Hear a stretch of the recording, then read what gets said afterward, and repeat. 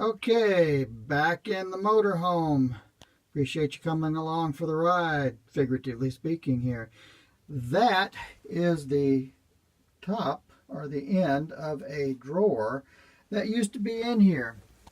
The previous owner, and as I have affectionately referred to him, the idiot that had this thing before me who tried to destroy it, put in a electric water heater.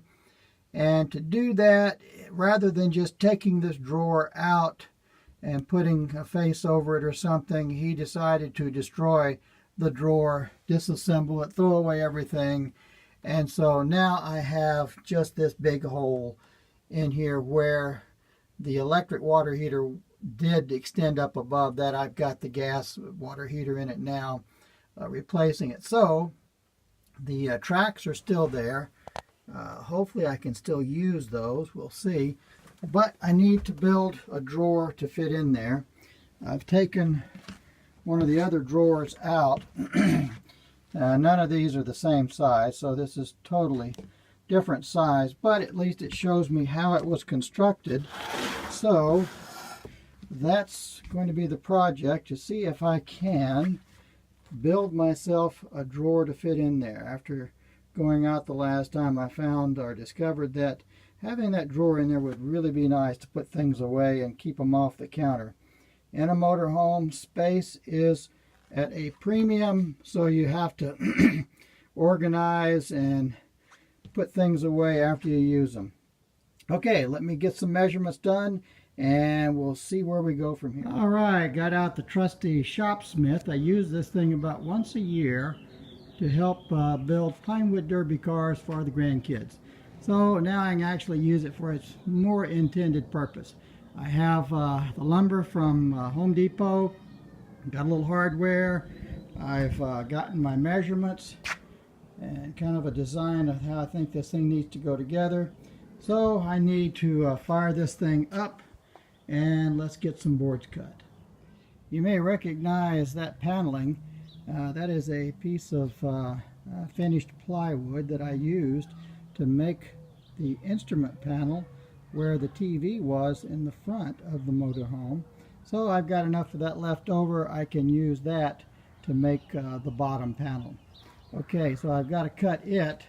I've gotten these 4 cuts, so I've got the two long ones are the front pieces and these are the sides. It's a little bit shorter than what I was thinking it would be, but that's what it is. So about 11 inches deep and a little over 14 inches wide, or no, 17 inches wide, excuse me. So 17 inches wide with the 11 3/4, almost a foot deep. So I'll need to cut that piece of paneling to fit in. And what I would like to do, and this may be getting fancier than what I'm able to do, but I do have a router. So I was going to cut a groove along here that on the 4 sides of the bottom that the paneling could fit into. That way the bottom doesn't drop out of your drawer. Okay, let me get to work on that and see what we can do. Back in a bit. Okay, there is the finished product, and I have to say this was a lot more difficult than I expected it to be. Let me just turn it around a little bit. You can see the inside. Just building a little box with a bottom in it is much more difficult to do it the way the others were made, because this bottom in here, as I said, I cut in a slot for that to fit in. So turn it over for you. You see right along the sides there, it's all fitting in, and so this whole bottom floats, so it's not nailed in or tacked in or anything like that, or glued in. So with expansion and contraction, moisture and whatever, it can float in there, and that's the way my understanding that it is supposed to be. And I've got the new tracks on, the new slides. So everything, I hope, is going to work just fine. So let's put this thing in and see how it does. All right, there's the drawer opening, and I don't know if you can see it up in there or not, but that is the external wall all the way over there, and just above the water heater, the white portion there, you can see it goes all the way against the wall. So I will have to get some insulation and put in there, but that's not going to happen today. So let's see if this thing will, there we go, fits perfectly. Opens good, closes good. All right, much better. Another project down. Well, now that I've got that drawer in, I did replace the map sensor on the engine. I'm hopeful that whenever I take it back over for storage today and give it a little test drive, that I've got that acceleration problem fixed.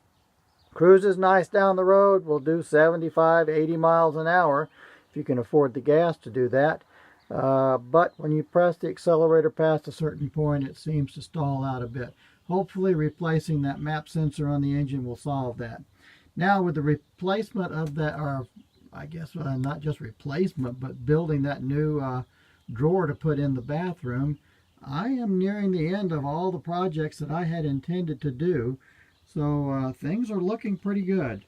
I've got a stain there that I've got to work on getting that out. But other than that, you know, things are looking pretty good. Still yet to do the grand tour through the motorhome, but we'll get that one done.